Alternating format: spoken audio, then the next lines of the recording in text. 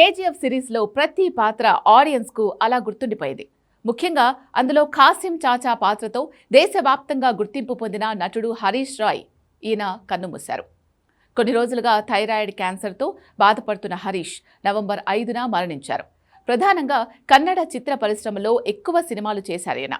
4 దశాబ్దాలకు పైగా సినీ రంగంలో ఉన్న ఆయన 1990ల నుంచి నటిస్తున్నారు. కన్నడలో ఓం, Majestic, deadly Soma, Sanju weds గీత వంటి అనేక విజయవంతమైన చిత్రాల్లో నటించి విభిన్న పాత్రలతో ప్రేక్షకులను ఆకట్టుకున్నారు.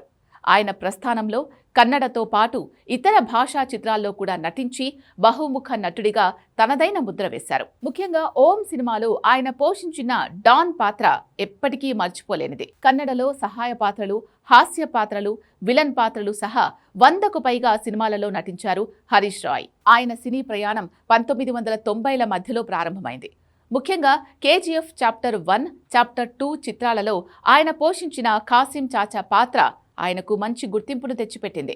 ఈ పాన్ ఇండియా విజయంతో దేశవ్యాప్తంగా ప్రేక్షకులకు దగ్గరయ్యారు హరీష్.